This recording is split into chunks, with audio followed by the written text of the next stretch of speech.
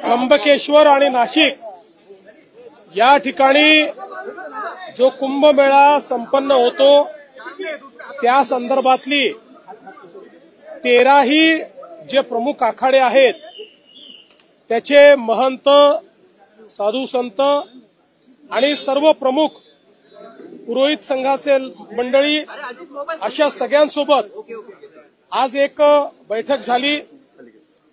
या बैठकीमध्ये कशा प्रकारे पुढची सगळी कारवाई करायची आहे त्याच्यावर चर्चा झाली। सर्व आखाड्यांचं म्हणणं आम्ही ऐकून घेतलं आणि त्यासोबत आज आतापर्यंत आम्ही काय कारवाई केली आहे ती देखील त्यांना सांगितली।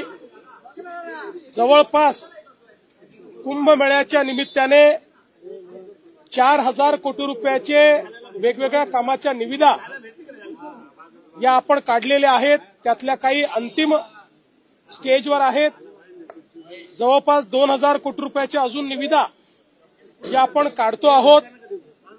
प्रामुख्यानं गोदावरी स्वच्छ राहिली पाहिजे या दृष्टीनं एसटीपीचं काम असेल, त्यामध्ये जाणारं पाणी स्वच्छ गेलं पाहिजे या दृष्टीनं सर्व प्रकारचं शुद्धीकरण असेल किंवा गोदावरी वाहती राहिली पाहिजे याकरताही आपले जलसंपदा मंत्री गिरीश भाऊंनी एक चांगली योजना तयार केलेली आहे, त्याला मान्यता द्यायचा विषय असेल।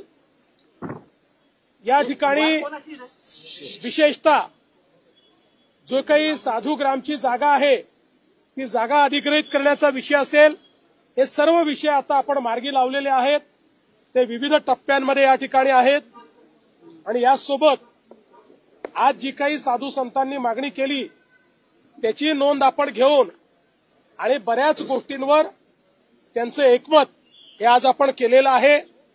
विशेषतः कुशावर्तावर जी गर्दी होते त्याची जागा फार कमी आहे त्र्यंबकेश्वरला, त्यामुळे तिथे काय पर्यायी व्यवस्था करता येईल या संदर्भातही बऱ्यापैकी एकमत आज झालेलं आहे, जेणेकरून कुठल्याही प्रकारची स्टॅम्पिडची वेळ ही त्या ठिकाणी येणार नाही अशा प्रकारचा आपला प्रयत्न आहे।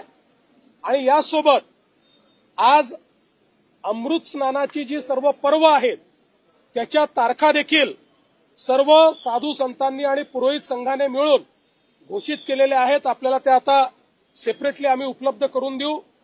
यावेळी सुदैवाने खूप मोठ्या प्रमाणात पर्वाच्या तारखा उपलब्ध आहेत, त्यामुळे कुठल्या तरी एकाच तारखेला खूप गर्दी करण्याची आवश्यकता पडणार नाही।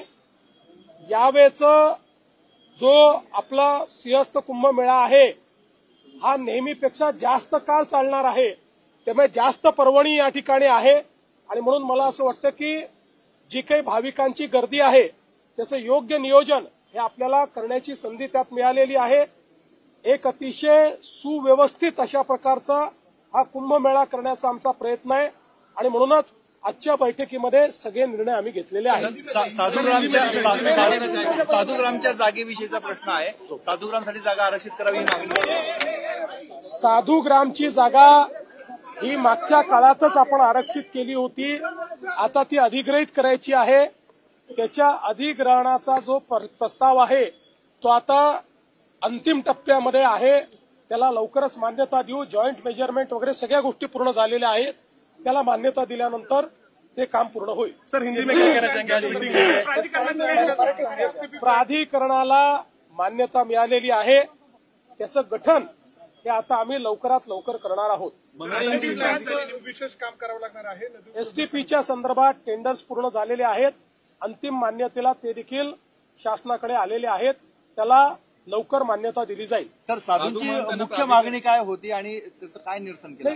सगळ्या ज्या काही मागण्या त्यांनी केल्या, काय काय व्यवस्था असल्या पाहिजेत त्या सगळ्या व्यवस्थांच्या संदर्भात आम्ही चर्चा केली आणि त्या मागण्या आम्ही मान्य करू।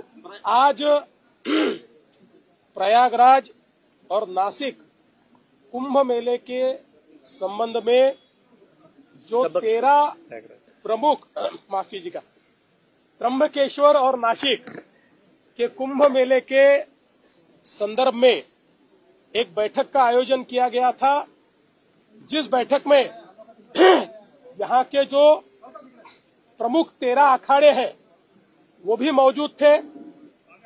सभी महंत, साधु संत, पुरोहित संघ सभी लोग मौजूद थे।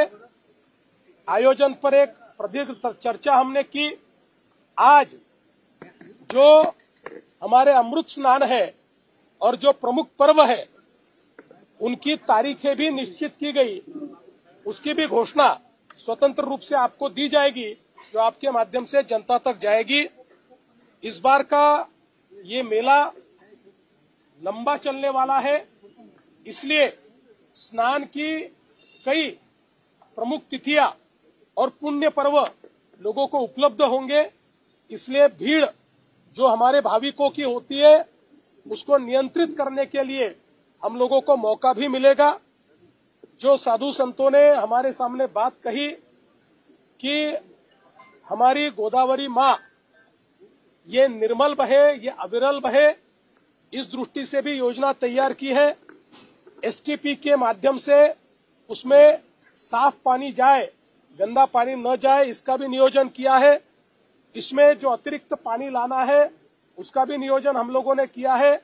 अखाड़ों में भी बड़े पैमाने पर साधु संत जाते हैं, भाविक भी जाते हैं, वहां पर भी जो व्यवस्था करनी है उसकी भी चर्चा हुई है।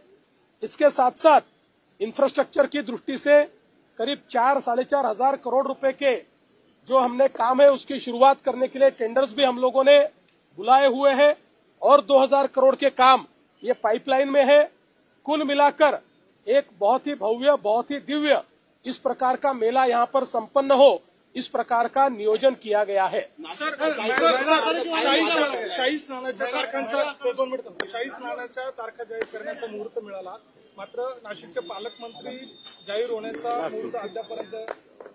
मला असं वाटतं की पहिल्यांदा तर शाही स्नान बंद झालेलं आहे, आता फक्त अमृत स्नान होतं, आता शाही स्नान होत नाही। आणि हे अमृत स्नान अत्यंत महत्वाचं आहे। पालकमंत्र्याचा आणि त्याचा काय संबंध येतो? अमृत स्नान हे लाखो वर्षापासून चाललेलं आहे। पालकमंत्री जातात, येतात, राहतात, काही अडलंय का? त्यामुळे काही काळजी करू नका। कुंभमंत्री आहेत, ते सगळं करतील, सोबत बाकीचे आमचे मंत्री आहेत। या जिल्ह्यामध्ये गिरीश भाऊ कुंभमंत्री म्हणून काम पाहतात, आमचे दादा भुसे आहेत, आमचे नरहरी झिरवळ आहेत, भुजबळ साहेब आहेत, आणि कमी पडलो तर आम्ही पण आहोतच ना। त्यामुळे तुम्ही त्याची काळजी करू नका, याच्यामध्ये कुठलेही राजकारण आणू नका। आपला हा धार्मिक आणि सांस्कृतिक अशा प्रकारचं हे पर्व आहे।